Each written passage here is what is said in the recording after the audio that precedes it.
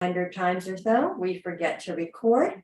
And this way we can send it out to all of our friends that were not able to join us. Or for all of you, even to remember, all of the information we're giving, because True. it is a lot. Mhm.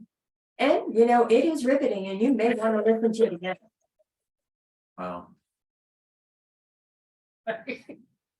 Yeah. It is riveting. Okay. Well, good morning again. My name is Jessica Dedick, and I'm here from SST5, and I'm so happy that you have joined us today. I'm Matthew Heath. I'm just along for the ride. Honestly, it feels like most times. But I am fortunate enough to work with two of the best coworkers on the planet. I don't care who you work with, they can't compare to Jessica or Marla. No, I'm kidding. I'm not kidding about them being the best coworkers. Your colleagues are way better. Okay, yeah. I'll just stop. I'm done. Welcome. Good morning. And good morning, I am Marla Peacock. Thank you for joining us. And I just want to echo the sentiments. We really do have a great relationship. We work well together. So I only hope that you have that in your life as well. So let's start. Let's move forward and let's get busy. So as always, follow us on social media, like us, subscribe to our channel. This year we really made a sort of heroic effort to put a lot more of the at least PBIS stuff out on social media, specifically YouTube. You can find all of these recordings as well as the TFI recordings and our coaches network. All of those things can be found on YouTube. Either in the links that Marla sends in her emails or via our website. If you go to the PBIS tab at the top and scroll over to PBIS media resources, all of those links can be found there, as well as we put out updates every week on Facebook and Twitter, just letting you know what's coming up, what's going on, if anything new is coming out, or as far as professional learning, or updates. So we try to do all that through our social media. We put that all out there for you to try to keep you as much in the know as we are.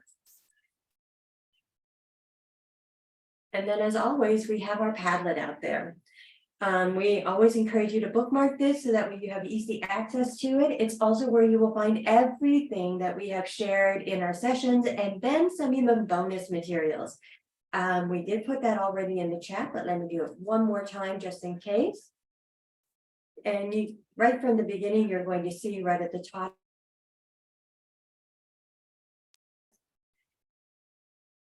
But much like social media, it can also be found on our website on the PBIS tab. I've been doing some work in there, so it might move around a little bit. It's obviously always going to stay in PBIS. It's not going to move over to special education or family engagement. But I have been making tweaking some information in there and moving some things around. But the Padlet for this, the Padlet for Coaches Network, all of those can be found on our website as well. So if you're ever in doubt or not sure or can't find the link, you can always find it on our website.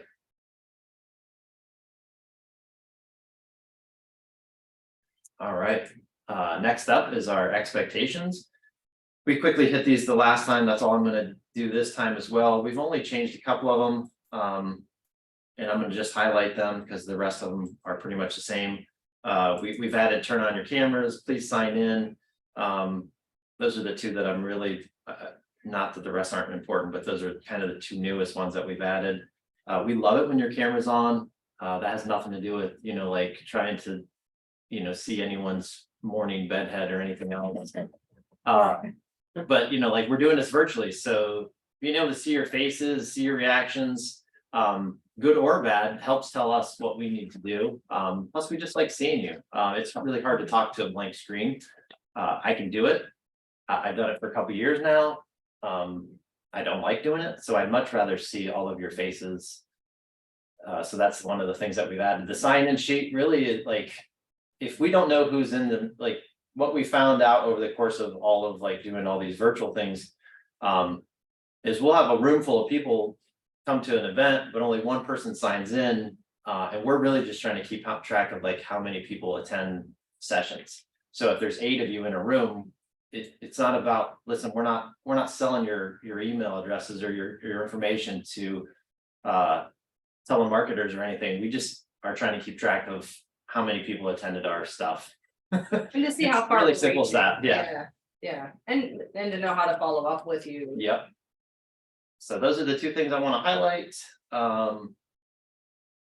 We'll hit the objectives. Those are pretty much, you know what you're here for, and that's not to sound rude, but I think everyone knows why they're here. And hopefully that's for recognition or the recognition process for this school year. So we hope to hit on a few of those things. We have to have you ask some questions, explore some resources, perhaps engage with one another, and if time permits, right at the end, try to create some action steps too. We've already done our welcome. We're going to jump right into the recognition application. We're going to start with tier 2. Hopefully we make it to tier 3. Obviously, both of those are a little bit more condensed than tier 1. So, but depending on the questions that get asked or whatever else, we may or may not make it to tier 3. Take a short break and then continue with that application process. Hopefully have some time for question and answers, and then wrap things up and do the evaluation, and you guys can all move on to the rest of your days. And then maybe if it would be possible, I would love for the individuals that are in the room right now to just put into the chat what level they are actually applying for, so that way it keeps it fresh into our thought processes.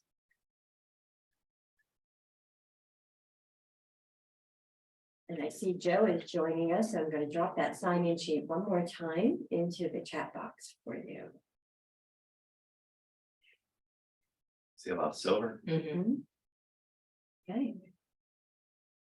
And Kelly, silver, very nice. Angel, yes, silver. And just thumbs up or thumbs down, does that agenda work for you today? Is there anything that we need to change? Thanks, Angel, you were the first thumb up. All righty. Welcome, Joe. Thank you for getting your thumbs up. And Joe, I believe climate tuning is going for gold, if I remember that correctly. Not sure if Joe's having a little bit of difficulty with his little mic there. Yeah, Joe was here, then we thought we lost him. Mhm. Now he's back, so that's awesome. So as always, we like for you to take that 30 seconds to ground yourself and to be present with us and to sort of set an intention. Think about at the end of this meeting, what do you hope to gain? What do you hope to learn? Or what do you hope to do with this information? So for that 30 seconds, that's the time to become present and to be ready for the information. That means we get to be quiet for 30 seconds.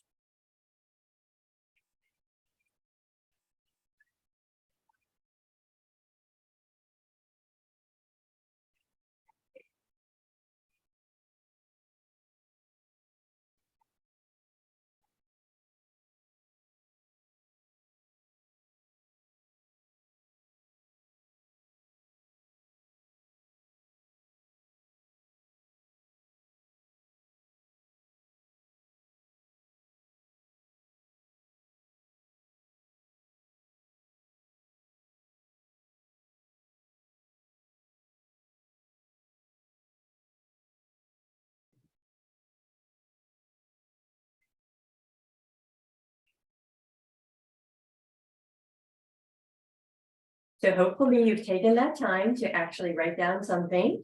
Doesn't have to be anything formal, doesn't even have to be a complete sentence. But it is something to help drive and to help you focus. And remember where you at? You're here at the moment. What time is it? It is now. So let's move forward and really dig into what you have been doing since the past that we've met you or talked with you, or even if we haven't had the opportunity to work with you. We wanted to put you into a breakout room, but since we're so small, we're going to just stay in our large room, and we're going to drop down our share screen so we can see everybody. But take a couple seconds and think about what is a win that you want to celebrate that relates to your PBIS framework. It could be the data that you're collecting, the results that you're receiving, the way that you rebooted something. It is completely up to you. It could even be related to your application process. So feel free to unmute. Feel free to put it in the chat, but we're a small and mighty group, so hopefully you feel comfortable enough with unmuting. I just love the, like, thinking in terms of what are you the proudest about? Because that little boy there on in the picture on the slide that like embodies that, just ask me, Okay. And remember, the recognition process isn't about the actual recognition, but it's truly about taking that moment to reflect upon the work that you've done this year and to find what you can celebrate. So we really want to give you an opportunity because we know you've been digging into your evidence. We know you've been, reflecting upon your system for the year. So what are you celebrating? Kelly, I noticed that you have unmuted. Do you have anything that you would like to share?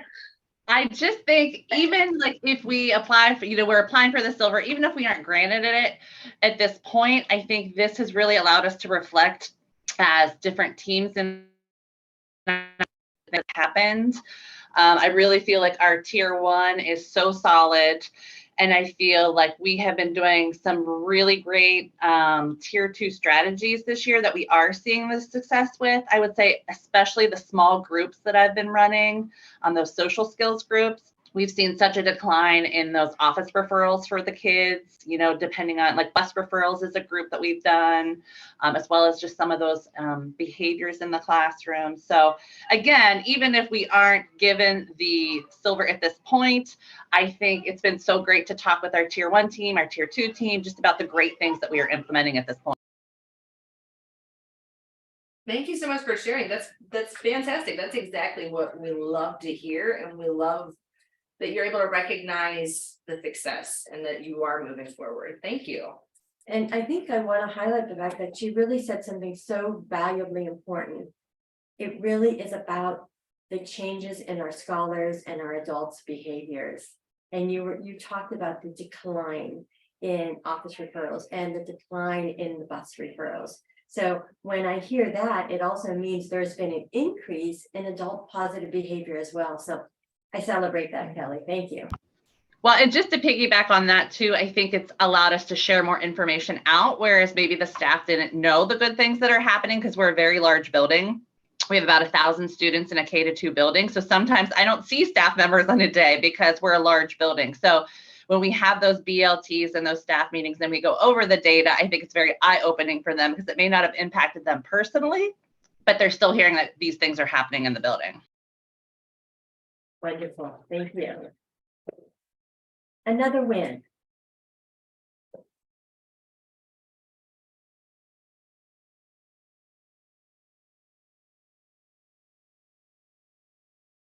We know you all are out there living every day, so.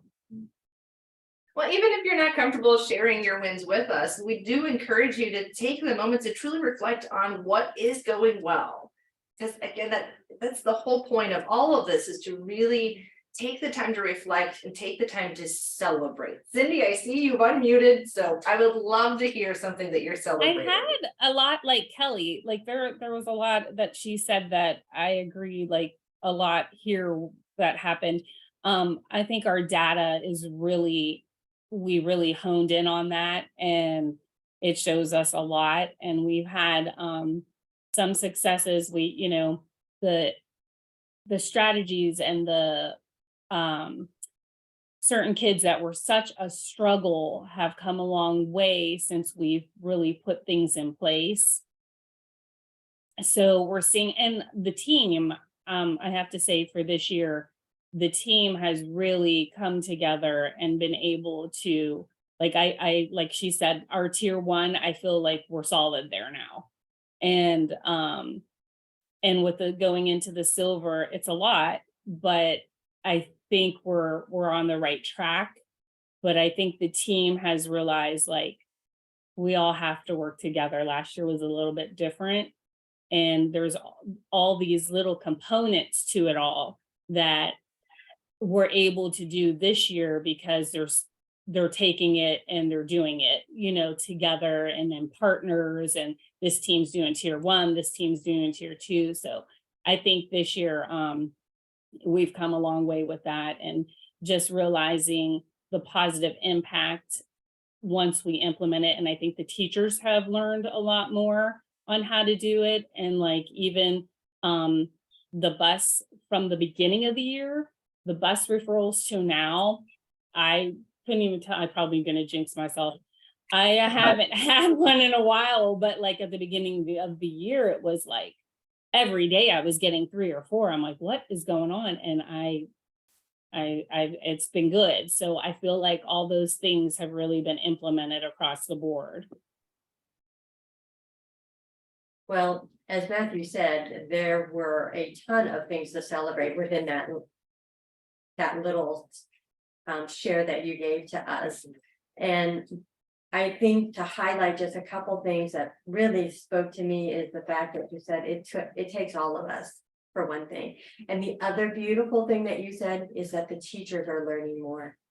So when I hear that, it also means that we're supporting them to learn. And I think that's one of the things that sometimes we forget. We have to support our adults through this because it doesn't come natural for all of us. And we need to actually make sure that they understand the behaviors we actually expect from them as well. So congratulations. Nice. All right, well, last month, I spoke to this quote. I'm not gonna say the exact same things that I said last month, but It was only 2 weeks ago. I know. Well, I guess it was last month. I meant last session, which was April 6th. Yeah, same. So, yeah, you don't get results by focusing on results. You get results by focusing on actions that produce results. And it's like the old saying goes, the road to hell is paved with good intentions, right?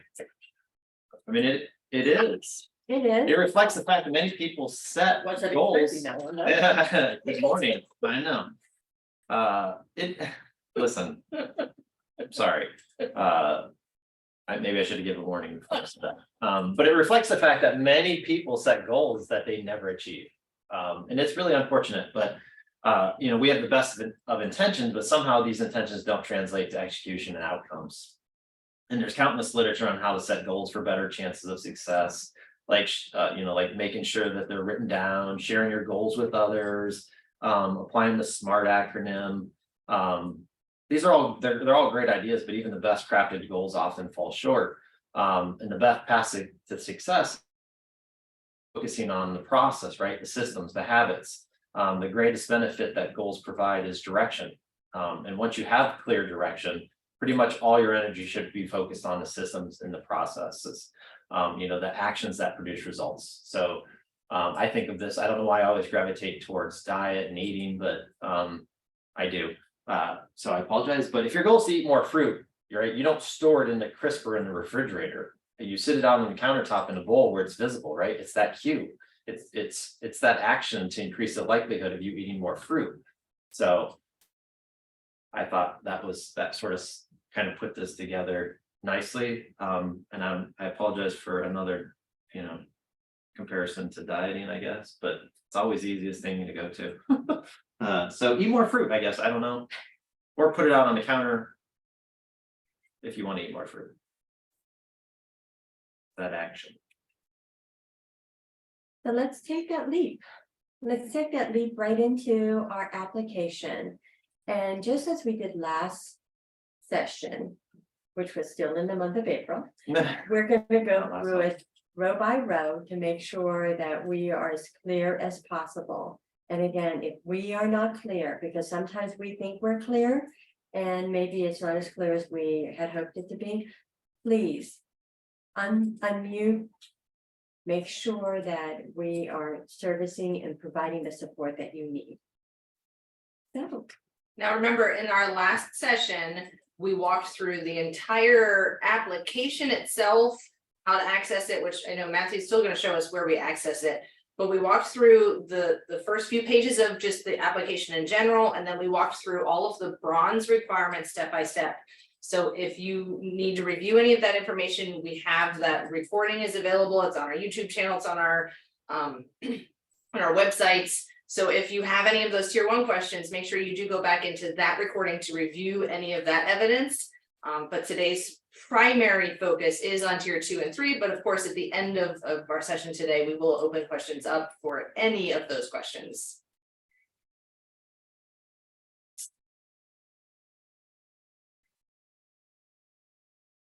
Closure. Sorry. Oh, Where are you going now? You're too far.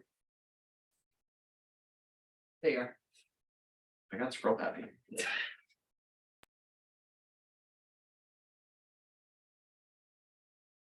Would you like to start us off with the first row of silver? Mhm. Yes. Sorry. So, Different room. the first item, the first item on the rubric. And we get this question every year, so I'm glad that they actually put it front and center finally, because I don't feel like they had. But in order to basically apply for tier 2 silver, you also have to essentially have tier 1 still in place and also still have the evidence to support that you're implementing tier 1. Which we like I said in the past, I can't tell you how many times we've been asked that question over the course of the time that I've been here, but it's literally every year we get that same question. So I really do appreciate the fact that they put this in here. This first thing though is tier 1 and tier 2 of the tiered fidelity inventory with scores of 70% or higher. So it's that evidence of, again, yes, we are submitting application to receive recognition for silver while also continuing to implement tier 1. And we also have the evidence to support that we are continuing to implement tier 1 as well.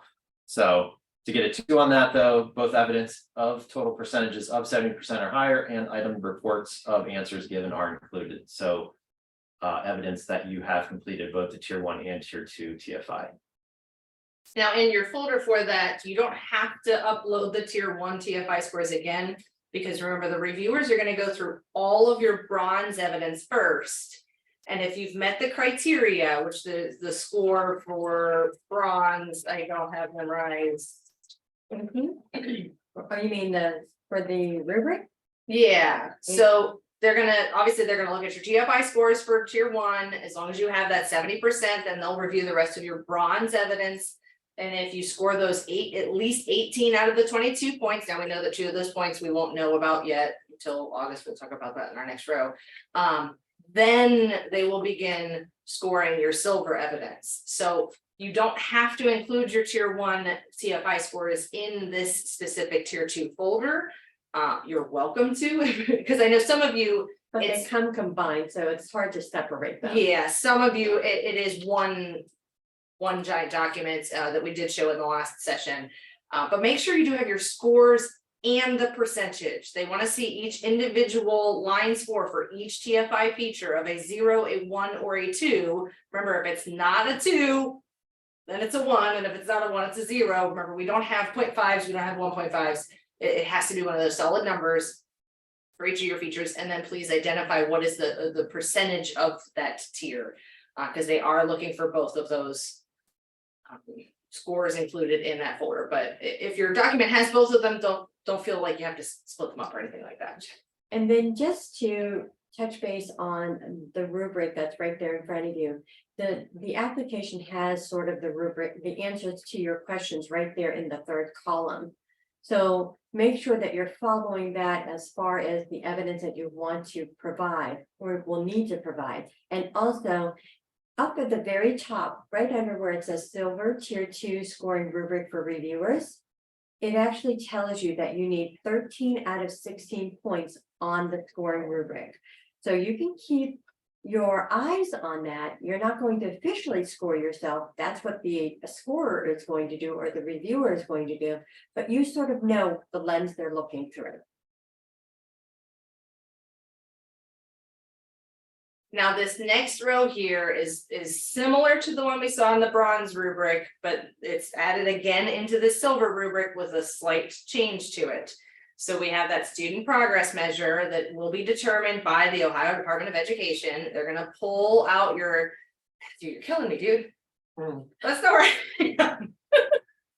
How's that? They are gonna pull your in-school suspension data, your out-of-school suspension data, and your expulsion data, they are going to compare it from this current school year, which is, I forgot what year it was right now, 2022, 2023. They're going to compare it to the previous school year, which was 2021, 2022. And then if there is no change, or if there's an increase in those numbers, then you will score a 0. If for silver, they've changed it that if you have a 0.5% decrease, you would score a 1. And if you have a 1% decrease, you'll earn a 2 on that one. Now, we did receive clarification in our last network meeting that if your school is one of those schools that has a no suspension and no expulsion policy, and you do not suspend or expel your students, or if you just haven't had any in both years, you will get full credit for this, because that is the ultimate goal, is that we see a reduction to eliminate in-school suspension, out-of-school suspension, and expulsions. So if you are in that situation where you had 0 before, you have 0 now, and there's not a decrease, or there's no change, that's a good problem to have, and you will earn the full 2 points for that. And I have a- Matthew, I have a quick question, if I may. Sure. For our school, we have been diligently working on out-of-school suspensions, so our in-school suspensions have increased because we're keeping the kids in school. How is that gauged? Because in-school, out-of-school, and expulsions are all lumped in the same thing. Do all 3 scores have to go down? that's a really, really great question, Angel, and we have asked that, so we're going to continue to get clarification on that. So that is so true. When we are trying to make those transitions, you cannot go from 0 to 60 without having some sort of pausing in between. So it would be a natural step to probably see an increase in your in-school suspension because your out of school is decreasing. Let us clarify that for you, and we will absolutely get back with you. Thank you, appreciate it. And just know that you are not the only person that has asked that question. We too have been curious about that. No, because, I mean, the whole time Jessica was talking about that, I feel like, it's a very precarious sort of measure. In that we're not saying that you can't suspend, that you can't expel, that you can't oftentimes that's the interpretation that's taken is, well, we're doing PBIS. That means that we can't expel, we can't, suspend, we can't, and that's not really what's intended, which I go back to the road to hell's best intentions. That's not what's being said. It's finding better sort of, Alternatives to yes. expulsion and Yeah. suspension. And Not the just simply- reduction of the behaviors that would have led to those things as well. And we oftentimes talk at the very beginning when you're first implementing, sometimes you do have an escalation of those numbers because you're becoming more focused on it. So let us try to get some really strong clarification. We have that written down. We will do that right away. Now, Matthew, you always do this wonderful little thing where you put a little border around the row that we're talking about. I'm sort of spoiled now. Can you do that for me? Because we want to talk about the action plan right now. Now, we know for tier 1, you needed an action plan that covered tier 1, 1.1 We do to have an example. 1.15. This one is solely about your tier 2. What are some things that you have done this past year to improve your tier 2 supports? Also, you might want to think about the fact that we're not at the end of the year yet. So you may have some strategies, some goals that you're still working on, but what they are looking at is that you actually have an action plan. And to get it to, they want to see at least 3 action steps on the action plan that's being worked on or maybe has been completed. If you wanted a 1 or to score a 1 would be it, you have an action plan, but it has fewer than 3 action steps. And then of course the 0 is no action plan is included. Now, a couple questions that I've been receiving is there a set template? No. Your action plan could fit your community. Do we have some templates that we have shared? Absolutely. Does the TFI even have a little mini action plan document right in it? Yes, it does. So any form that you choose to do is probably going to be acceptable. You just want to make sure that your form talks about what's your goal, what you hope to obtain, who's doing it, and when will it be done by. It's as simple as that. Don't make it complicated, but you also want to, it's one of those things when you write it down, it becomes our focus. Sometimes when we don't write down, we oftentimes don't dedicate the time that we need to dedicate to it to move us forward. It becomes the fruit and the crisper. It becomes the fruit and the crisper. Ah, thank you, Jessica. Yeah, so Matthew, you're going to tell us about team roster and meeting minutes. Do we need to show an example of an action plan before we move on? Because we do have a sample, if anybody needs to see it. I'm seeing a head nod. And we might have friends on our call that might want to share their action plan. That's true. So if you want to share your action plan, will give you sharing privileges.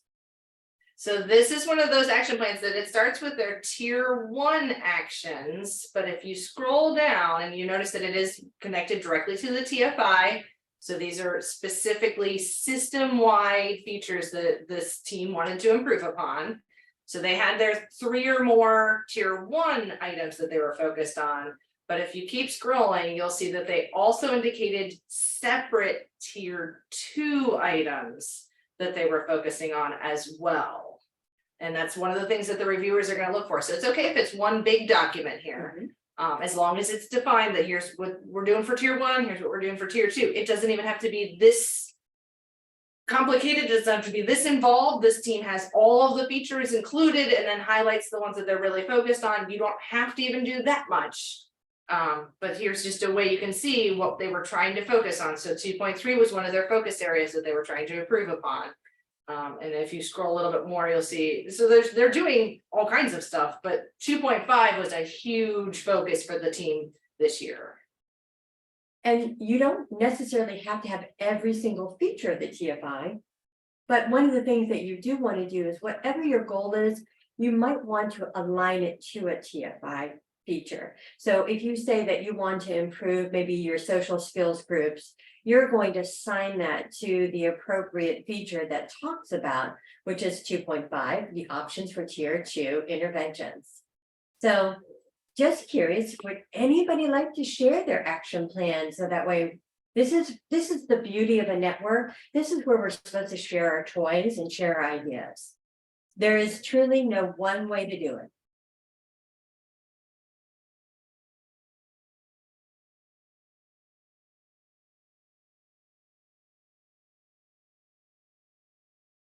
And does that sample kind of help at all?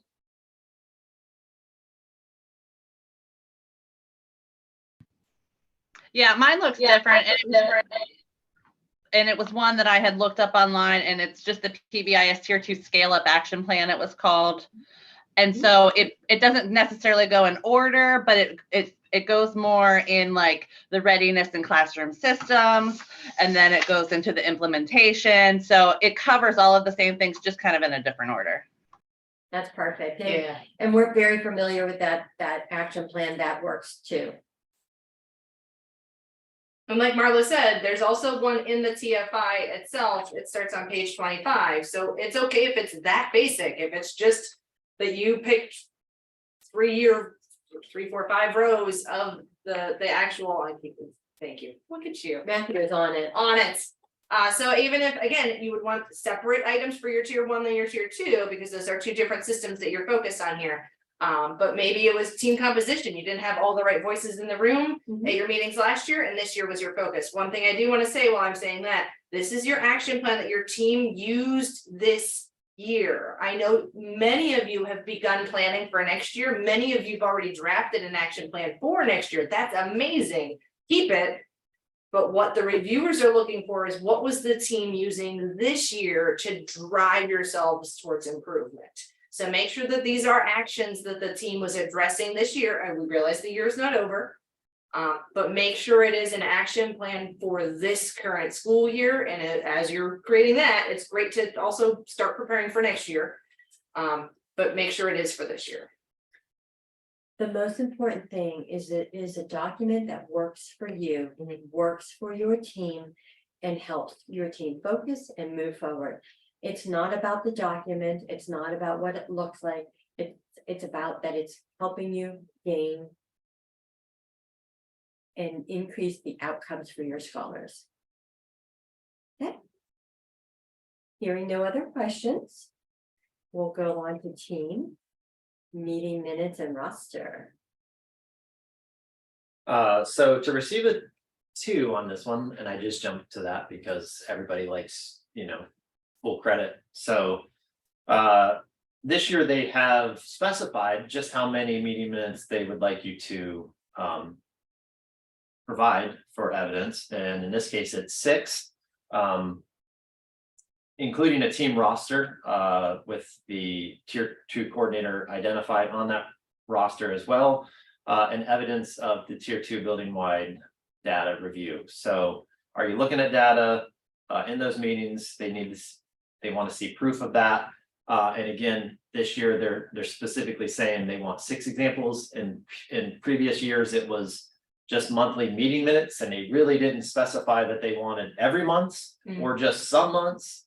And I can tell you that that's exactly what we would receive. In a lot of cases, it was some teams would submit their monthly meetings, so you could see exactly every month when their meetings were occurring. And then some teams, it was just a sampling of, we met in October, or at least we saw evidence of meeting in October, then maybe evidence in December, April. This year, again, specifically 6 meeting minutes with team roster, and evidence of tier 2 building wide data. Included in that roster, though, is specificity. I'm using that word just because they're saying 6 meeting minutes, as well as making sure that you identify who that tier 2 coordinator is, as well as evidence of you analyzing data, which should go without saying. But and I guess I say that, and a lot of times I'm sure you're sitting on your side at, in this meeting, listening to us, wondering, well, haven't we always done that thing, whatever that thing is, whether it's an action plan, whether it's team rosters and meeting minutes? But the truth is across the board, it's not what we see. We don't always see action plans, or at least, and we're not talking about detailed action plans. We'll get action plans that consist of a sentence that just says, we're doing this, with no, and sometimes I don't even think it doesn't even relate to the TFI. So with that being said, you also have to think about, they're being so specific now, not necessarily because of the things that you maybe have done in the past, but, again, thinking in terms of overall what across the state, what we're seeing. So I guess this is one of them situations where don't feel like you're the guilty party, because you may or may not be. But without some of these more hard and fast rules in place, we're not gonna, we can't get the sort of evidence that we need in order to justify recognition. So if you've been doing it, great. If you've not, hopefully this helps you get a little bit more specific. I've really used that term a lot. And But- just to clarify, that evidence of data review means those discussions were captured in your minutes. So for this folder, you might have a separate document that's your roster. I know some of you include it directly in your meeting minutes, and it defines those roles. It's not just an attendance of who was in the room, but it defines what their role is and how they fit within the team. So when I say roles, I don't mean those meeting roles of who's facilitating, who's the note taker, who's the timekeeper. That's great to capture as well. It's not required, but it's great to know who was doing what. But who is your coordinator? Who is that behavioral expertise? Who has the knowledge of the academic content across grade levels? So check back to those 2.1 features to really make sure that your team captures that. So some people have a separate document that is just your team roster, and really make sure that you have all of those Designated or assigned roles. those roles. Mhm. And then those 6 separate minutes. We don't need extra charts and graphs or any of that, just like we said for tier 1. Now, if they're in your minutes, it's fine, that's great, don't feel like you have to add extra charts and graphs, the team that's gonna be reviewing it will not be, they will not be analyzing your charts and graphs. They will be analyzing the discussion that took place around that data. So Kelly, it looks like you unmuted. I'm wondering if you have a question. Well, I think she just answered it. That was actually my question about the data, because we have so much data. And as I was looking through the folder of things that are required, there was no specific, data that needs to be showed. It also said you can't link things. Well, a lot of times we link things in our meeting, like agenda, so that people can click on it as we're going through. So I just want to make sure that we're able to share all of that information that you guys need. But I feel like it's a little confusing as to how we are able to do that, because the minutes aren't going to be as detailed as the discussion that actually happened. And that is so very true. What you might want to think about, Kelly, is these simple questions is when you talk about, I'm going to go back to your bus conversation. I don't know what it sound like, but in my mind, I probably heard that the topic of discussion was bus write-ups. So this particular meeting, we talked about bus write-ups. This is what we talked about. And then our last step would be, we might have said that we had so many from grade 1, so many from grade 2, so many from grade kindergarten, that's hard to say, grade kindergarten. And then what was our outcome? What did we decide to do? That's what they're looking for. Now, if you have links in your minutes, don't take them out. They're probably not going to click on them. What they're going to look for, I'm sorry, they will not. And remember, this is being scored outside of our region. So that's another reason why we have to go straight PDFs. So just think through your minutes, because no meeting minutes ever captures the true passion that happens in the room. But what we hope it captures is an overall summary of what we talked about and what did we land on to make that difference. The other thing too that we talk about is like sometimes it's not just behavior that we're focused on with these tier 2 kids, it's the academic part. So like we had in my folders I had attached like those conversations about specific kids, but I've taken out all of their names. So should we still include that type of stuff? I mean, it documents those notes, those discussions about the individual kids. Their names aren't mentioned, but it kind of proves that we had those academic conversations as well. I celebrate the fact that you're bringing academics into this because again, that's another beautiful outcome of PBIS. It's supposed to increase academics. Well, they go so much hand in hand, I feel a lot with the behaviors and the academics. I think I need to send Kelly a check or something. I'm not sure. Not sure, I don't know. They're not disconnected. They are not disconnected, but whether or not you have to include all of the individual student conversations probably is not something that is necessary. But how about Kelly, we take a minute after our meeting ends, we'll go out to your folder and we'll peek in it already. But great questions. Yeah, so I hope that helps. I know that our next one is about screening and decision rules. But my timer has gone off. Oh, do we need a break? So why don't we just take a 5-minute break? Just step away, take a deep breath. We'll come back at 9:27. And that really does mean don't look at your computer screen. So refill your beverage, stretch, look away from the screen, and we'll be back at 9:27.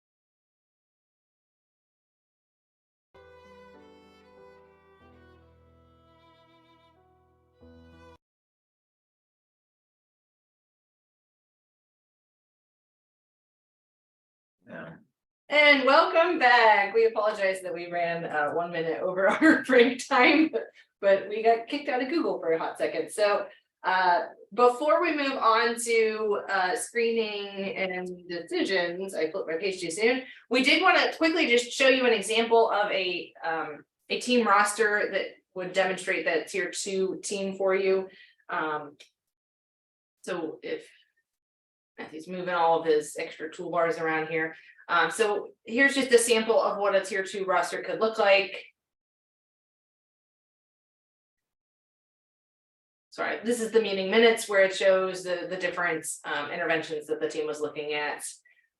Again, we're checking for some fidelity probes. You can see that here at the top, it does identify just the meeting roles that were used. And then some of the decisions being made based on those individual interventions. For the different interventions that are used, and we'll refer to these in some of those additional rows. These are not like the be all end all interventions. These were just some random ones that we picked for an example. Again, just some of those decisions that were being made for the tier 2 system. We know that you will also have individual student conversations and those will be captured, but we're also looking for those system-wide decisions. Some of the new students that they're considering for their system, for the tier 2 system, they're addressing their action plan, some of the ideas that they wanted to address this year, and then some of those next steps. Again, this is not an exemplar by any means, but it was just a sample of what your minutes could look like. We've seen completely different ones that are perfectly fine, but just some of those system-wide discussions. What are the interventions that we have in place? How are they going? Does anybody need to graduate off of those interventions? Does anybody need to intensify? Or are we still just maintaining status quo? What's going on? You know, that real quick check-in. But this is then the the team roster. So sorry. There's a sample of that team roster. So again, these are all just mock names for our pretend school that we've been using, that Constellation Intermediate School. But here you can see what their role is. So they have that, like Susan is on our pretend team and she has the administrative authority as the building principal. And then we have Carolyn is our intervention specialist. So she was our tier 2 systems coordinator, and she's also providing us that applied behavioral expertise. She also happens to be the facilitator for that meeting. Then I am on that team as well, and I represent 7th grade, so I have knowledge of that student academic and behavioral patterns. And then we have Marla Buchak on our tier 2 team. She is our art teacher, so she also has knowledge of student academic and behavioral patterns across the grade level. What you would only notice if you happen to attend our last session is that some of these members are also on the tier 1 team. We also recognize that some of you have a team that does both of these. So just make sure that you really identify who is coordinating your tier 1 system, because that's a lot of work, and who's coordinating your tier 2 system. And I personally strongly recommend that it be 2 separate people, because that's a lot of work. That's a lot of responsibility. So if it is one team that does both features and both functions, make sure it's clearly identified what is their role for tier 1 and what is their role for tier 2. Now we realize that, you know, applied behavioral expertise could be the same person for both of those teams, especially if they're meeting at the same time. But truly having a separate tier 2 systems coordinator, we're not talking about the individual intervention coordinator or I'm losing the word that I want here. I don't know which word you're looking for. I know, so so can't help sorry. you. And I'll find it later. But really, who's just system-wide coordinating all of those features and making sure that we're moving forward as a team. They're not the one in charge of doing all of the work, but they're just monitoring all the work is getting done. And then in your meeting minutes, again, if you have one team that does both things, make sure it's just clear, when are we talking about those tier 1 features, and when are we then talking about interventions? When are we talking about the success of our interventions, and when are we talking about what needs to be changed or improved? So just make sure it's clearly defined in your minutes if you are one of those teams that do both in one meeting. And some of our smaller schools actually do have that, because they don't have the faculty or the staff to have 2 different teams, and it doesn't even make sense to have that. I just placed into the chat box a document that we oftentimes use to show a comparison between tier 1 teams and tier 2 teams.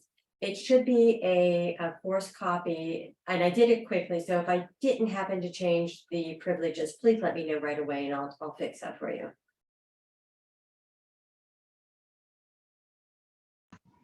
I'm sorry to ask so many questions, but That's for what those it's for. notes, is there a way that you could share like that template or somewhere we could find that? Because I was taking our very detailed like notes that have even student names and things discussed and trying to transfer them to this form that I found. And it's just very, it doesn't make sense or flow the way I would like it to for them to understand what our discussions were. And I feel like the one that you showed us, the example, was so clear cut but simple. So is there a way you could share something like that template? Yeah, we can absolutely share even a couple of different samples because it is very unique to how your team functions and it's the way that your conversations naturally happen. So we can, yes, we can absolutely send those samples. I guess I was overthinking it and trying to be more formal in the way that it looked. Attend a And it lot just of our needs student simpler. scheduling. Have you ever seen our PBIS Launchpad? Which I believe is also on our No. website, right? It is, but I'm gonna put it in the chat right now. I accidentally sent it to you as an edit form. If you do use this one, please copy it before you make any changes to it. But what we tried to do is add as many different resources. Now, the meeting minutes sheet that's on there isn't exactly like the one that we just showed you, so we'll add that onto the Launchpad as well. But remember, it's not about the form, it's about what works for your community, what works for your group, what works for your team. But I think Jessica mentioned something that was incredibly important. It's that communication piece. We have to make sure tier 1 team is talking to tier 2 team and vice versa. And then absolutely the tier 1 and tier 2 team is talking to the staff. So that way everybody knows, because remember, it takes a building. But these are great questions, and Kelly, never apologize, because you may ask a question that we never thought about. Angel, go ahead. I totally agree with Kelly. I'm having a hard time because as you know, Marla, you're in the meetings, our discussions are so rich about the kids that we are servicing on tier 2 that the minutes don't even remotely convey the time that we spend and are the interventions working and what could we do differently. And I don't know, I just feel like my evidence is going to be inadequate with my minutes because there's just so much rich conversation. I don't know how to prove that that's going on, if that makes sense. Angel, you are correct that your conversation is rich. It truly is. I haven't seen your meeting minutes per se for your tier 2 especially. But what about if we just look at them, but because I'm sure that they give more than what you think that they're giving. Okay. The key really will be what our next steps are is based on our data. And that might be something, and this is something we are not recommending. Please do not go back and recreate something. I mean, now there's going to be some of you that are going to do that, even though we say don't do that. I didn't realize my camera wasn't on, sorry. I was still on break, talking from another room. But don't do that. But if you want to go through and look at your meeting minutes and maybe add a line or two, but don't go out and recreate. But think about this as being even something to move forward with. Would it be possible, like when we discuss our students and we say, I don't know, because you know our numbers are high for tier 2. We say 23 students are remaining same because they're stable. 2 needed extra supports and are moving on to tier 3 MTSS, and 3 have successfully been released from tier 2 supports. Is that enough for our next steps? Or next steps, like give me an example of what a next step would be. Part of that, your next step could also be the fact that you are communicating with the tier 3 team on the scholars that need to move up to the tier 3 team, which I know is that next level for you. it could be that you talked about the fact that your next step will be, we're going to recognize our scholars that are being successful with our tier 2 interventions that we have in place, because you said that there are so many that are being successful. So let's remind them that they're being successful. And then I know that I looked at your chart just yesterday, and you've had some that actually really moved on because they don't need tier 2 supports anymore. So that also becomes another thing that during those meeting minutes, you may have mentioned that Jessica has really met her goal for her small group session. Yay, Jessica. And you provided her with that wonderful acknowledgement and whatever it was that you chose to do that particular month. So again, don't go through and recreate Angel, because there's more there than what you think is there. Okay, And- that makes me feel better, because I was just thinking, how am I going to convey I mean, we talk about 40, 50 students a meeting, so that's a lot. And Jessica and I are both part of the state work group. And meeting minutes is something that we will bring up once again, because we have talked about them. And it has to be something that we have to show a little bit of grace, especially this first year. Because even though this isn't a new requirement, it is the requirement of the way that we're looking at it is different. So keep moving forward with what you're doing. If you want a different meeting minute for next year, or even if you want to try a different meeting minute structure for the last meeting of the year, because I am so astounded to say that May is next month. And we're Crazy. almost done, Crazy. but I remember that this feature, this of the row of the application is covering that 2.1 and 2.2, that you have a team and you have a solid meeting format and agenda and all of that. But it's also pointing out 2.11, which is your student performance data, which means that your team, your tier 2 team, tracks the proportion of students that are experiencing success. So your percent that are participating, students that are being successful, and make sure we know what successful means. And that you're using that tier 2 intervention outcomes data and decision rules for progress monitoring and modification. So sometimes that can just be a quick chart that is included of, okay, this is how many students we have on our small group called whatever small group name you have. Here's how many are being successful, and make sure that everyone in the room and involved in that intervention knows what success means, and that you have a definition for that. your decision rules should say that. Thank you. Those little things. Yeah, we'll talk about that in the next section. But truly that you're monitoring the system as well as those individual students. So you're absolutely going to have those conversations, and we do hope that you are able to capture those conversations so that the people responsible for facilitating that intervention, I think that's the word I was looking for, that between systems coordinator is not the one facilitating every single intervention in the building by all means. Oh my goodness, that would be insane. And Angel, your team does this. I've witnessed this. So it's just maybe working even with the recorder of your meeting minutes to help them, because it's so easy to get absorbed in the conversation. And we sometimes forget to add things. But one of the things you can even do is that Appendix A that we've been working on, you can bring that to the team right now and say, this is the data that I'm submitting for our recognition. Let's look through this. Does this represent our story? Do we understand what this means to us? Because that is a data piece. Sometimes we think data is those wonderful things that come from our wonderful computer on high, but sometimes a data piece is also that qualitative piece, or that those other initiatives that you're looking at as well. Kelly, you okay with that one? Cindy, thumbs up? Okay, thank you. So with that, we will move on to the screening / decision rules. It's up just a little bit more. One of my favorite ones. I love decision rules. Yes, we love decision rules for sure. So this one again is going to be unique to your school. There is not a specific template that you have to use.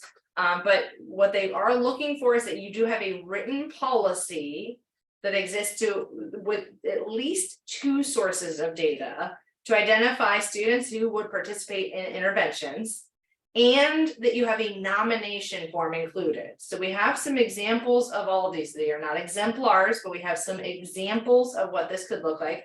Matthew, can you pull that folder up for me, please? And notice the nominations say it could be from families, it could be from students, it could be from staff.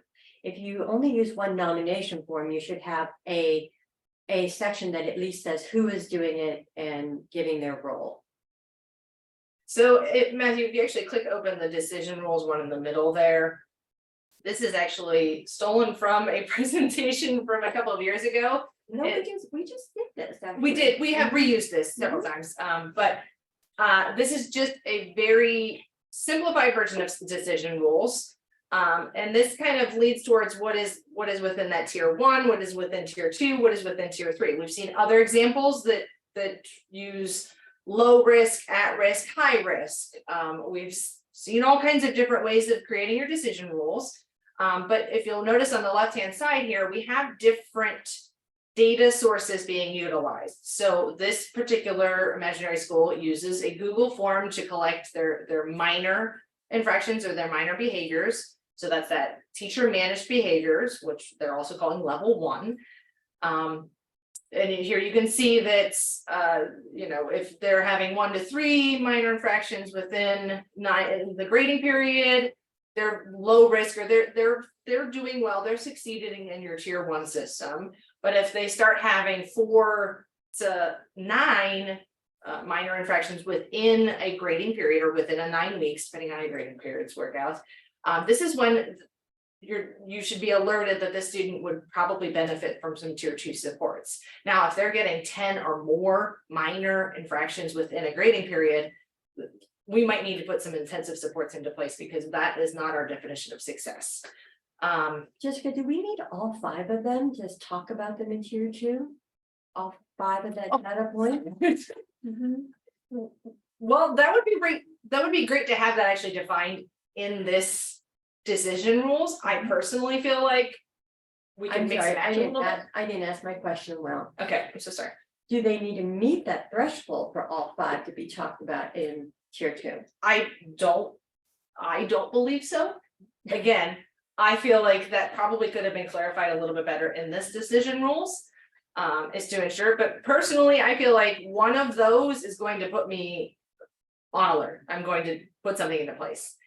So here you'll see there's also office referrals in there. That's the most common one that we see is office referrals. We know that not everybody has a solid data collection system for your minors.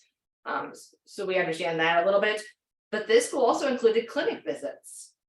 So if you have a student that's frequently visiting the clinic, maybe not necessarily for a scheduled clinic visit like a medication or some other reasons that they have to visit routinely, but maybe they're always asking to go to the clinic. Do you track that information? Do you have access to that?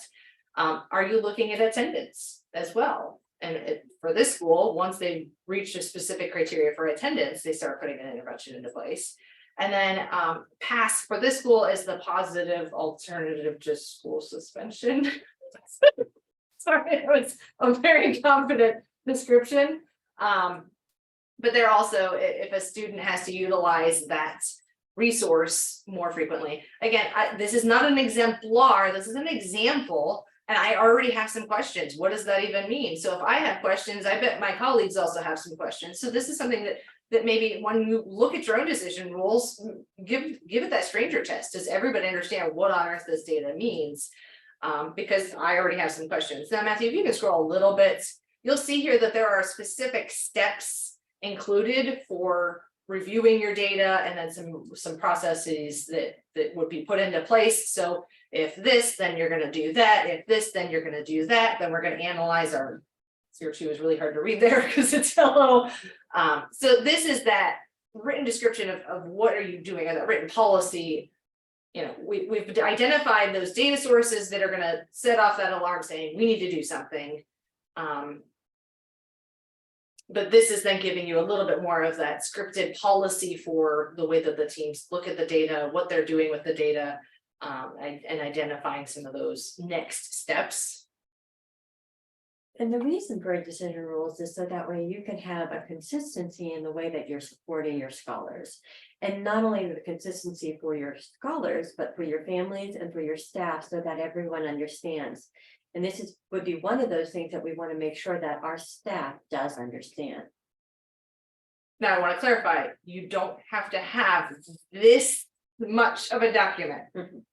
Please don't feel overwhelmed. Please don't feel like you have to write all this up. This was intended for this imaginary school to truly have a defined policy so that all staff could be informed, all families could be informed. Here's how we run. This is the data we're looking at. These are the decisions that we're making based off of that data. Here's how we function as a team. That's great, that's valuable. If you don't have this, please don't feel like you suddenly have to make it up. This can be an action item for next year. If you love something like this, yes, we would. This is valuable. We want to make sure that everybody is consistent, everybody's on the same page and they understand how our tier 2 system works. That's great. Don't feel like you have to make this up just for the recognition this year. So if you have a simplified version of your decision rules that have at least 2 data sources, it's okay. And if you need, reread it, proofread it, make sure that if there is anything that might need to be clarified, feel free to clean it up a little bit, but please don't feel like you have to create something that you're not actually using this year. Just to make this. This is a very large example to give you kind of the scope of what is possible. Yeah, the truth of the matter is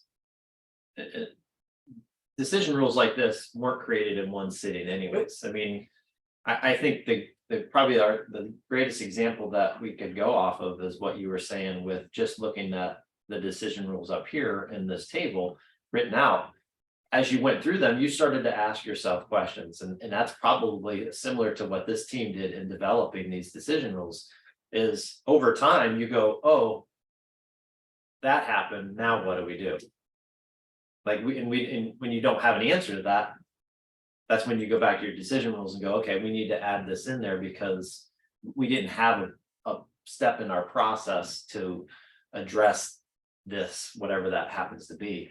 So like, I think that's the other thing to keep in mind is if you're, most likely if you're developing any sort of decision rules, they're going to be a simplified version of something like this. And then over the course of time, you and your team are going to certainly go back to them and go, oh, you know what?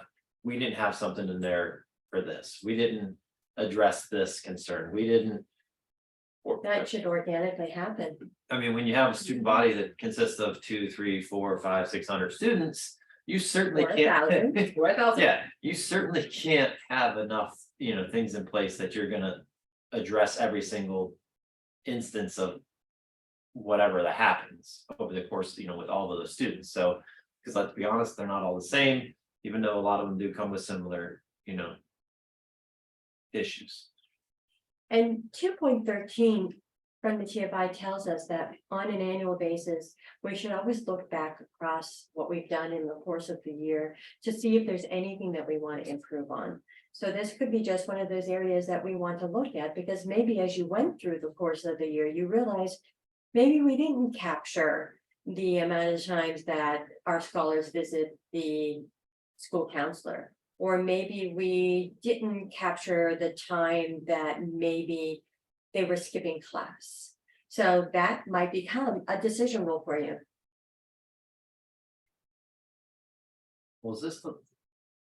So we also have a sample of a nomination form, if you can hop back into our folder.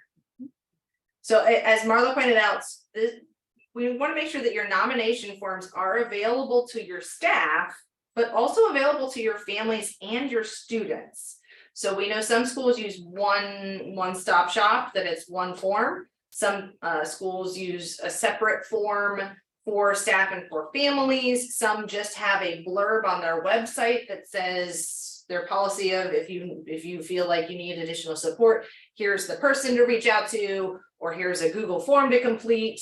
So if it is just something on your website, feel free to just screenshot that website, part of the websites, or you can even print the website to PDF.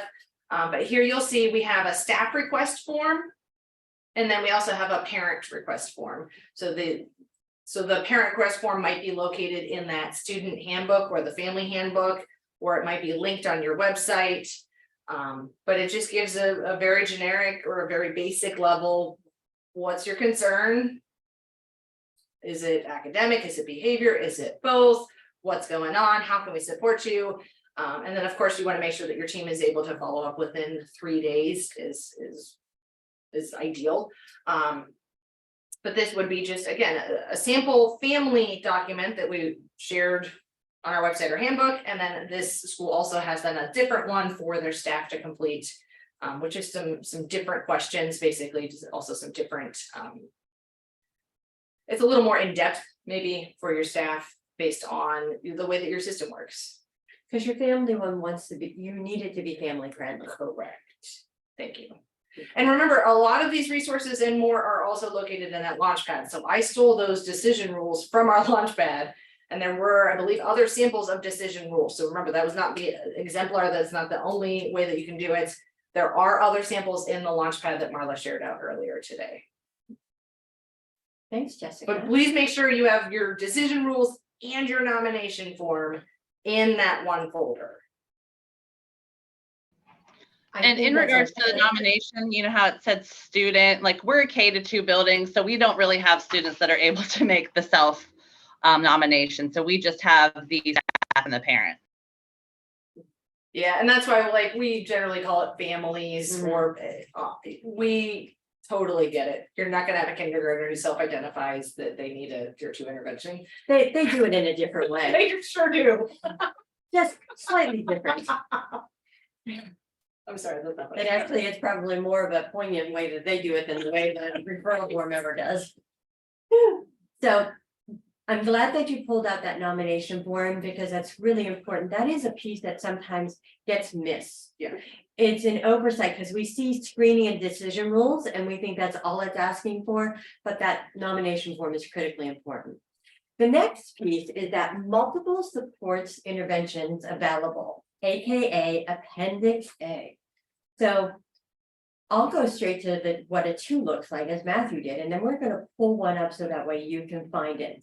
First, it is located at the very beginning of the application in that area where there's those little check boxes. That's in case you haven't located yet. You want to download it as a PDF so that way you can type in it. We apologize already for the font size. We had nothing to do with the font size or the formatting of that document, so we apologize ahead of time. But a 2 is you have at least 2 interventions that meet the critical features. And the critical features are increased instruction, increased parameters or structure. That's hard to say. The first one really is instruction. The second one is structure. And the third one is the increase of receiving feedback. So when you do that description, you want to make sure you're calling out those 3 things. And then it also has the student samples are provided for each intervention. So this is going to be the folder that you have a little bit more latitude or wiggle room because you're going to include some samples of what you use for your scholars but remember to remove their names. And then also in this folder, you're going to include any of those lesson plans you use for your small group sessions. You may include if you have check-in and check-out or if you have behavior contracts, you're going to put a sample in there, not 20 samples, a sample. But not a blank sample. But not a blank sample, a real sample of a real scholar's documentation. So Matthew, would you like to go out to our folder that has our appendix A in? Matthew is so kind for us because we just make him keep jumping out. Again, apologize. The size is small. This is again our fictitious school. We have 3 different interventions. As soon as Matthew gets done with the sizing of the document, we have social skills group, we have check-in and check-out, and we have something called class pass. And in the description, we don't need War and Peace, we do not need a dissertation, but you just want to answer those 3 specific things. And there is a little document, a little page in the TFI that actually even gives you some language you can steal from. And I believe it is actually on page, the top of 29, but I don't want to flip screens yet. But so you see our small group says, small group that meets weekly that receives targeted lessons on identified specific skill sets. We can't mention every skill set because each group will have a different skill set. Because remember, we're talking about that missing skill that the scholar needs. And then we say, lessons include activities for students to engage in after the lesson is completed to assist with skill application. That's the additional structure. And lessons also include opportunities to practice the skill set with opportunities for the peer or the adult and the adult to give feedback. Just that simple. Check in and check out. Whoops. Oh, Let's scroll up. slide up a little bit more. It's not as much as you would like, but it does give you some hint of some language. So I was gonna get seasick. I am going to It's have motion moving. sickness. Check in and check out may offer, this is where you're offering the fact that the students have adult attention, organized structure, and option for accessing choices throughout the day. Social Skills Club chose participate may offer opportunities for instruction, and I disagree with the may. Social skills do have offer opportunities for instruction and practicing of skills, choice, peer and adult attention, and individualized support. Because even if you have a small group, you talk individually with your different scholars that are in front of you. So just some sample language, but I'm gonna ask Matthew to go back to where we were, because just in case some of our friends out there want to see our check in and check out in a slightly larger size. Yeah, I just don't want to get right. Okay. Yes, Angel, no worries. So individual student intervention with staff member, Champion. a champion, because that is a Rita Pearson terminology. Every child needs a champion. Meets with the student prior to class, reviews predefined goals established based on identified needs.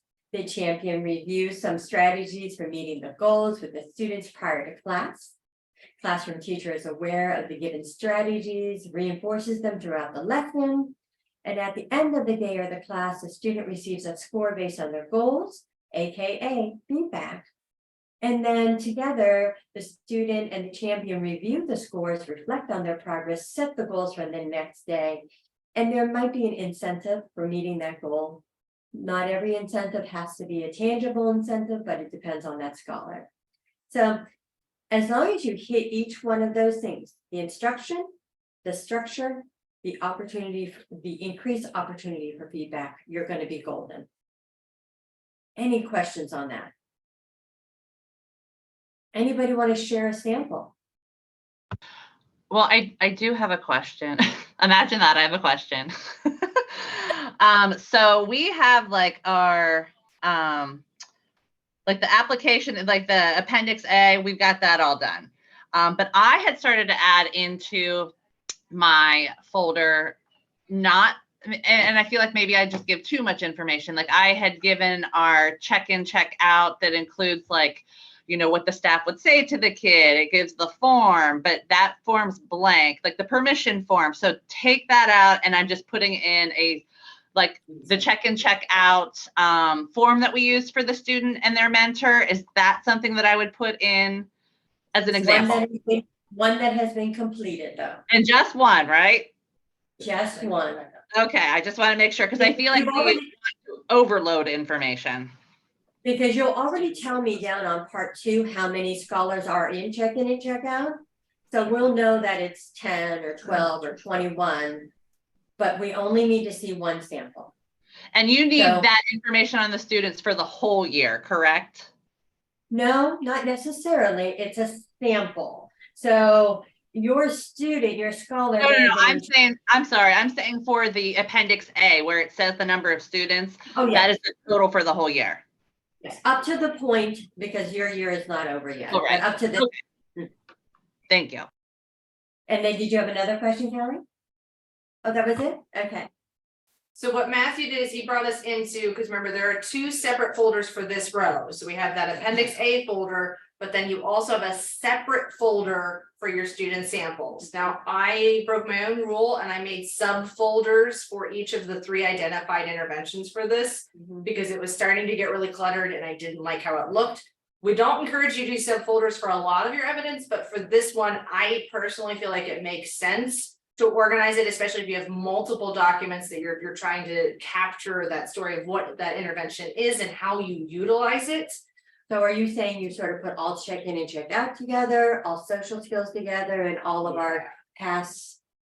So these are those 3 interventions that were identified on appendix A. So I just kept them in 3 separate folders, just because I thought it looked cleaner, and that way, you know, the way that they were titled was putting them all in and out of order. I just thought it was a cleaner way to say, here is how we do check in, check out, here's how we do class pass, and here's how our social skills group works. You don't have to do it that way. I felt like this looked cleaner for me personally. And I know I've also said, please stop making subfolders, but this was one that really made the most sense to me.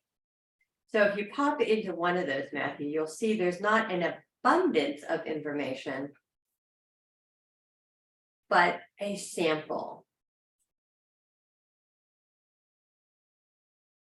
So this is, Class pass. mhm, And this kind of explains what their break activities are when they use class pass. So you can see those directions for what the student would do with it, also what the adult does with the student. So some explicit language there. Again, I just drafted this up. So this is not high quality, but this was just a very quick sample of what are some of the different break activity choices that you might choose from.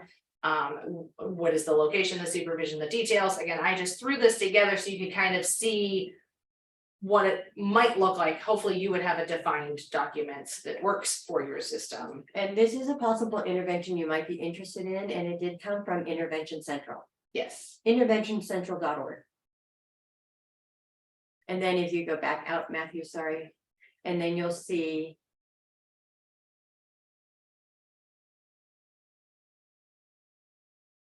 Oops, You can Oopsie see the daisy. whole folder. There it is. Can you go back into class pass? Mhm. Then you can actually see, that would be another sample, but pop to the last one, Matthew. This is just a sample. Oh, we did not remove. I know, I kept it with first name, last initial, But because I felt weird having it not. Thanks, Matt, that's very helpful. Also, yeah, so this, you can see this is where the progress monitoring took place and where those scores were entered. You can see the baseline average and then but what is the specific behavior that was being monitored with this class pass? We didn't just say, oh, the student hates going to class, so we're gonna let them get out of class as much as they want to. And what more is the parameters there? And then your progress monitoring. And then that bottom is how many passes were being used, what was the goal, and then so there were 2 separate documents. There was what you can do with your class passes, but there was also, if you cash in your class passes, again, you can look more into class pass because it was just one of the ones that I pulled off of Intervention Central. But this just shows that you don't just have class pass, but it's being used. There's data being collected with it that can be then shared back with the team, so the team can monitor the overall implementation of this. and again, this is just a sample. There are many ways to do it. There's no one way to do it.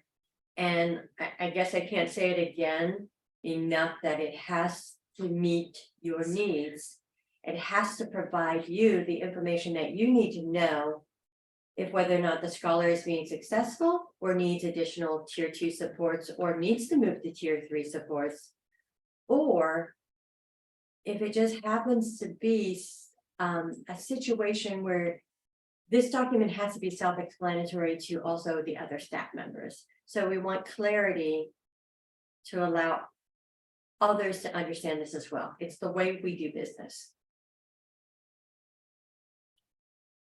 Questions, concerns, interpretive dances, poems, rhymes, raps, kind of would like to see that interpretive dance. That would be fun. I've always wanted, I'm waiting for someone to do a dance remove when I say that. Okay, so that was that appendix A, part 1. You know, appendix A has 2 parts though. But Matthew, can you show us the TFI page 30 next, or explain to us a little bit more about TFI page 30? I would love to. That's great. Thank you. So. How do I earn a 2 for this one? So that I like, if this doesn't happen a whole lot, but I know it happened in tier 1. Some of these for scoring, it's all or nothing. You either get a 0 or you get the 2. This happens to be one of those scenarios where it's an all or nothing. You either get a 0 or 2, and to get the 2. As Marla was saying, that I like to jump right to 2, but to be honest with you, if the results you want or that we want are better student outcomes, better student behaviors, then We wanted to.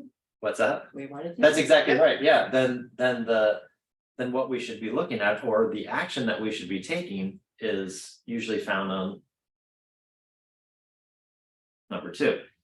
So is page 30 complete? And all page 30 is does the practice match the student needs? So I like to go back to our decision rules and the presentation that we've done on that. And when we talk about you know, does the intervention match the function of the behavior? Because oftentimes we don't talk about what the perceived motivation of the behavior is. And I really like this because that's exactly what we get to is, why is the student doing what they're doing, or why do we think the student is doing what they're doing?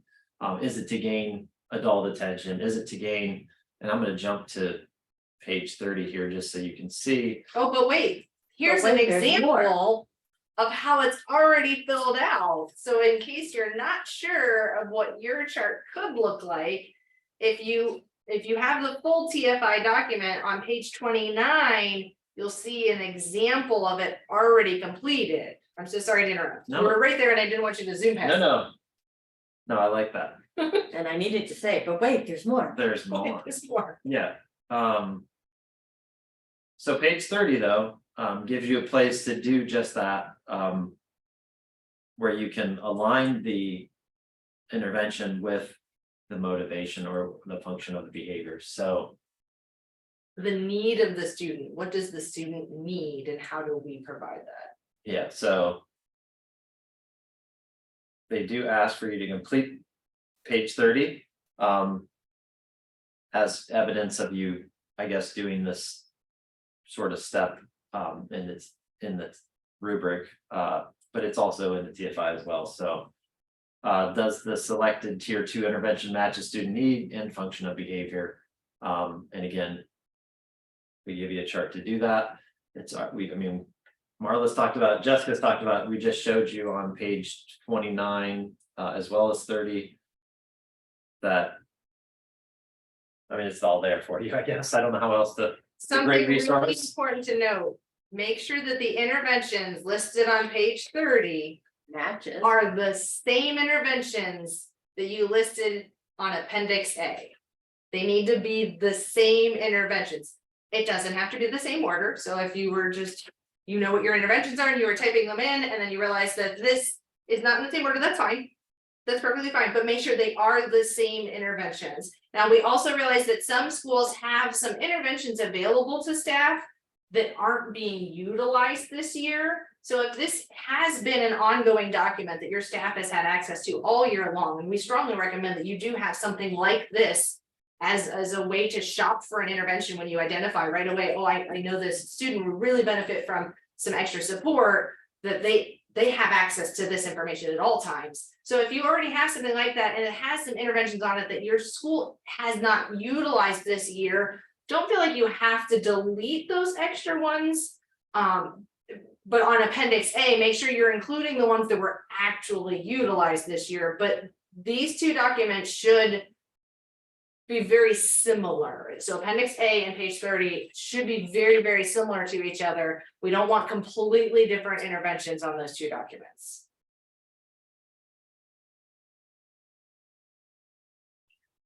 Angel, I don't want to call you out, but would you like to share yours? Because I don't want to call you out, but I am. And I'm going to. I'm going to. I was trying to type you Wanna do privately in the chat, but I couldn't get it done fast enough. I thought Jessica was gonna talk. Well, you couldn't tell if you were trying to say something else.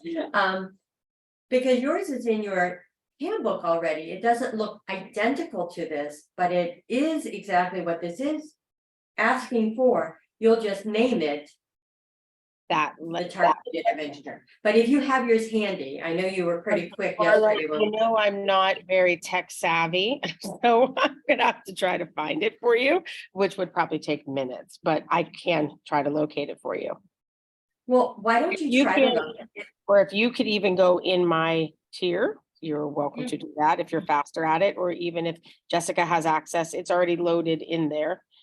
I believe I loaded it yesterday, but let me look and see if I can find it. You have them open. Well, I have the tab open. I don't have any particular building. Nope, I lied. I have the wrong studio open. Well, while Marla pulls that up, because I know we are running out of time, Matthew, if you could hop us back into Appendix A, I'll just very briefly talk about that level of use and student performance data, which is the next row in our rubric here. I know we've already looked at Appendix A. We already talked about that we've defined those interventions. All we're going to do, if you go back to the folder that says Tier 2 and go into Appendix A, thank you. Sorry about that. This is, and we've already kind of talked about this, but I want to make sure we're explicit with this. This is where we review, okay, these were our 3 interventions we utilized this year. So how many students were participating in that? How many of those students were able to exit that intervention? And then how many of those students required additional supports? Sometimes that's intensified support, sometimes that's just a modified intervention or a different intervention choice for them, which we would hopefully see in your meeting minutes when that discussion took place. But this is just overall for the year. And then part 3 is that you're tracking the percentage of students that are receiving your Tier 2 support. So this imaginary school, I believe, had 367 students in it. And you can see that this was 9% of their school overall. Jessica, is there a percentage we should be aware of? What So would that we be? want to make sure, and this is the one that I hate to say struggled with, but we want to make sure that we have at least 5% of our students enrolled in Tier 2 interventions, and that's not because we want more students that, you know, if we only have 2% of our students on interventions, we don't want more students failing. We just want to make sure we are truly identifying students that need that extra support, because we know what the research says, we know what the evidence says, is that at least 5% of your students do require additional support. And sometimes it's based on those externalized behaviors that we observe all the time and that can sometimes drive us crazy, but it also can be those internalized behaviors that sometimes get unnoticed. So this is one of the big reasons that your team should be tracking that percentage of participation in your Tier 2 supports to truly ensure that you are identifying all of your students that could benefit from a little bit of that extra dose of structure, feedback, and instruction. Sorry, send them out of order. One of the things that you'll want to think about is if you have too small amount, it means we're not reaching all of our scholars. If we have too large amount, it might mean that we have a concern at a systems level for Tier 1. So less than 5%, and I hate throwing out numbers, but they're going to look, if you're less than 5%, you're probably not hitting all of your scholars. If you're more than 18, 20, it might mean that we have a little bit of a difficulty in our Tier 1 that we need to address. So just keep that in mind as you move forward. And as you said, Jessica, it's so important to monitor it because sometimes we don't even realize. Sometimes we think we have a certain percentage, and in reality, we don't have anything near that percentage. Now, I was able to click on to Angels. I also found it too. So Did you? it took me that Nice. long, Do you but want- Marla, you're already screen sharing, so you're good.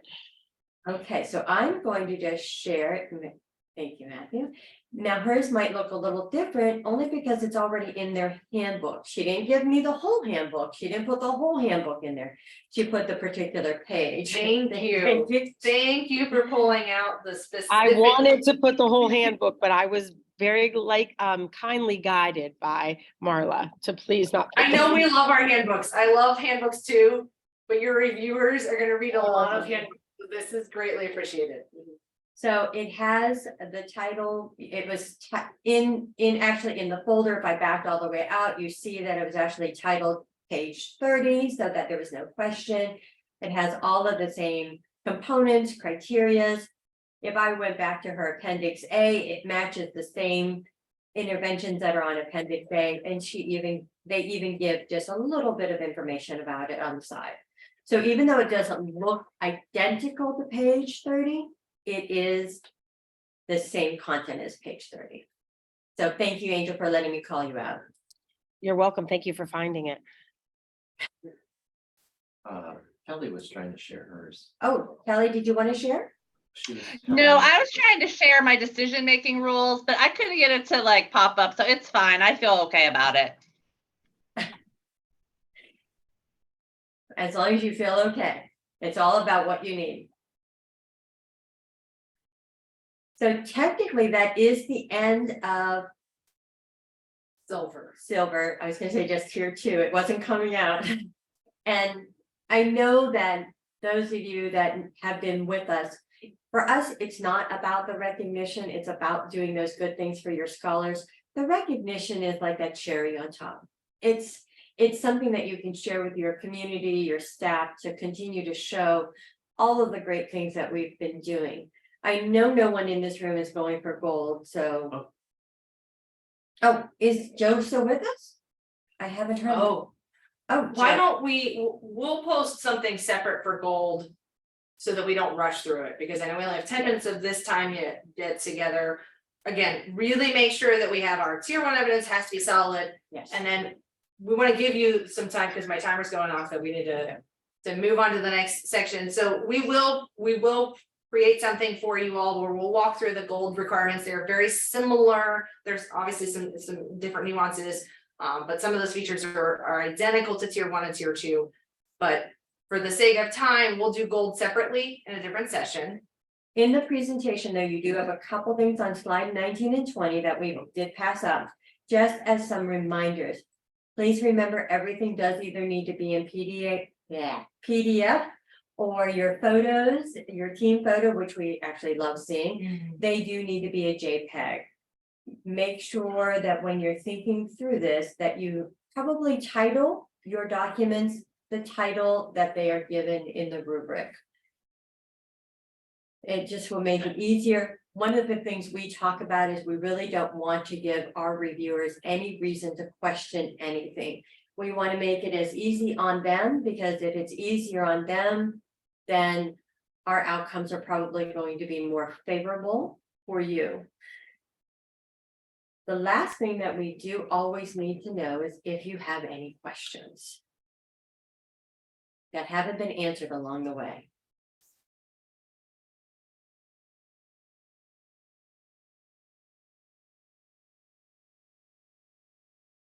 I'm good. I mean, as much as I can be right now. You're better than good, Angel. And again, this is the great opportunity to really reflect on the way that your team functions. And this process might have given you some action steps for next year. You know, maybe it's just tracking what is the percentage. Maybe that's your only goal for next year. Or maybe modifying your minutes form for next year so that you can capture those conversations. Again, not for the recognition, but to truly memorialize those discussions and ensure that those next steps are followed up on. Because if we don't document it, we often forget what we were supposed to do. So those meeting minutes aren't just a compliance. It's not just for the recognition. It truly should be telling your story so that at the next meeting, we can pull up those minutes and say, okay, our action said we were going to do this, this, this, and this. Marla, you said you were going to follow up with Mrs. Jones. Did you have a chance to do that? Great, that student's on the intervention. Fantastic. Matthew, you said you were going to follow up with Mr. somebody else. Mr. Sorry. Rogers. Yes, yes. And truly just making sure that your team is high functioning and that you're improving at the level that you absolutely can. Perfect. Thank you so much. I know Marla's juggling all of the things here. We also wanted to remind you that Ohio finally has an official PBIS website. It is ohiopbis.org. It does require a login, but it's free for anybody. So even your classified personnel, your maybe some of your athletic coaches or any school person, any person could access this. Honestly, even your families could access this resource. And on this new website, we have lots of different learning modules available that again are free. And one of them specifically is I hate to say compliant, but it is the compliant training for PBIS as per the rules. It requires all staff be trained in PBIS. And again, that includes your bus drivers, that does include your custodians and your cafeteria workers, but it also includes your athletic coaches. So I know that not necessarily the people in this room feel that that's super important, but it might be something to keep on your radar and to ask your administration, how are we supporting our athletic coaches? So there has been some updated language where they are clarifying that it does include all people who work directly with students, which would be our athletic coaches.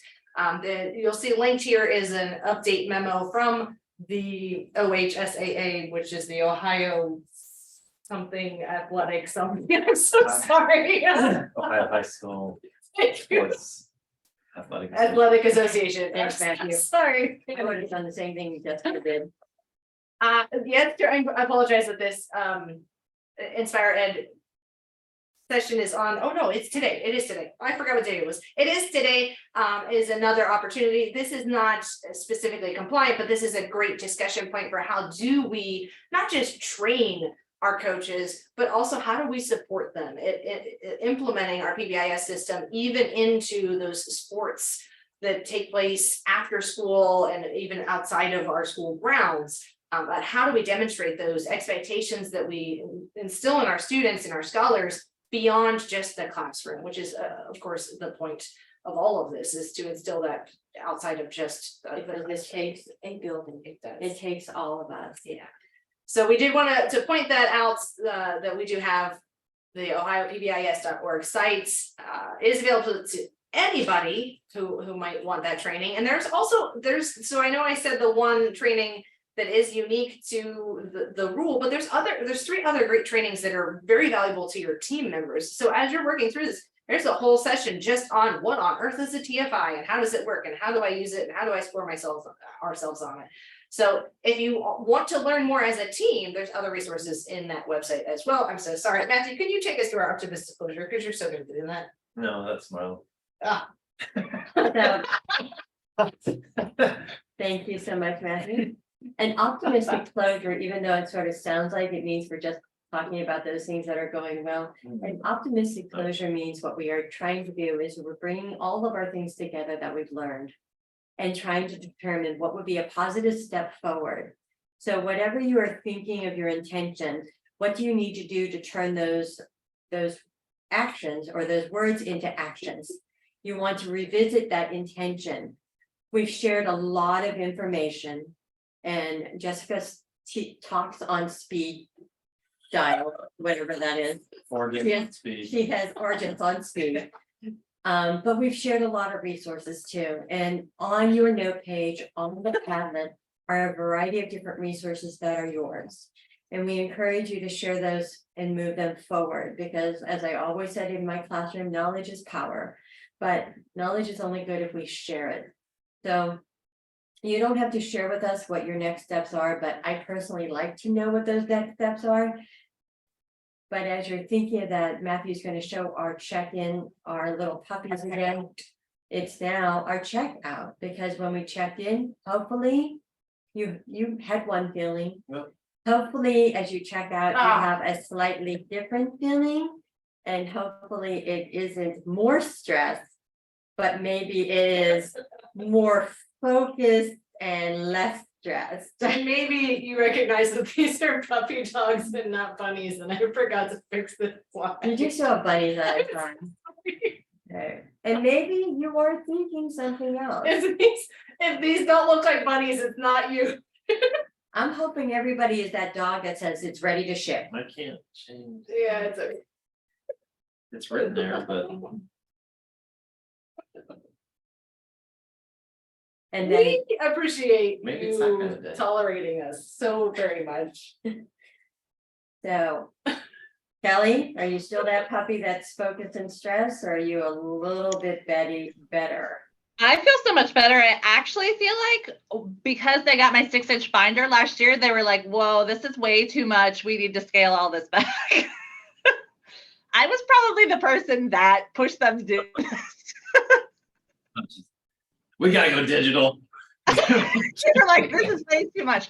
Because I was including like all these surveys, like all of our data, like we have been, I mean, we obviously keep it all, but I was giving everything. So I feel so much better because I have clarification on what I need and it's way less than what I thought.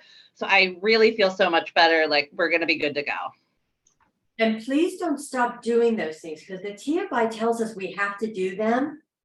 But what the network recognizes is if you are scoring yourself on this TFI and you have a certain percentage, and if your meeting minutes really represent this conversation, then we know you're doing the work. You don't have to show every single bit of evidence, but what that is beautiful for is for when maybe a board member asks you, what have you been doing? You can tell them what you've been doing. Maybe a family member questions and says, are you really doing that? And you can say, yes, we're doing this because we have this, this, this, and this. It tells your story. So don't stop doing it, because the TFI tells us all the things we need to do to implement with fidelity. Angel, are you still feeling focused? Did we fluster you at all? I think I'm ready for business now. I'm like Kelly, but Kelly, I am in the same boat as you. And as Marla knows, she works with both of us. I am so data driven. I have graphs upon surveys upon, I mean, it's crazy. So the amount, I'm just in the same boat like you. So to be able to, like, when you said just one sample, I'm like, one sample, really? Like I could just put one piece of paper there? Like I was with you, Kelly. You and I both are the reason why the whole state of Ohio has changed everything. Like Marla was carrying our books like with their hands up this high. So I totally, I feel you, Kelly. And it's nice that we got to be in the same training together because we're the same person, but in different schools. Yeah, I just felt like, oh my gosh, they're not going to want to see all these graphs. Yeah. And it said we need the, like Marla said, we need the data for our decision making, but like I feel like I have to prove what I'm doing to everybody. So it's nice to hear that I just need one example with a blacked out name. So I'm going to try my Yeah, and so I wasn't able to be on the tier 1, but I'm definitely going to go back and watch it because I feel like it's probably the same thing. I need to scale back a little bit on what I've given them. As long as when you look through that lens of simplifying and making sure it just tells your story clearly. Follow that rubric. If that rubric says put this in there, just put that in there. just that. The one in tier 1 that you have a little bit of latitude is also the one where they're talking about the teaching. So, you know, your lesson plans, your schedule, what that looks like. But ladies, you have been fabulous. Well, thank you. Thank you. You guys have been as well. Thank you. Take a moment to complete our survey, our exit ticket. It just only helps us get better. You got it. All right. Thank you. Thank you, Be well. guys. Have a great rest of your week. You too. Good week, everybody.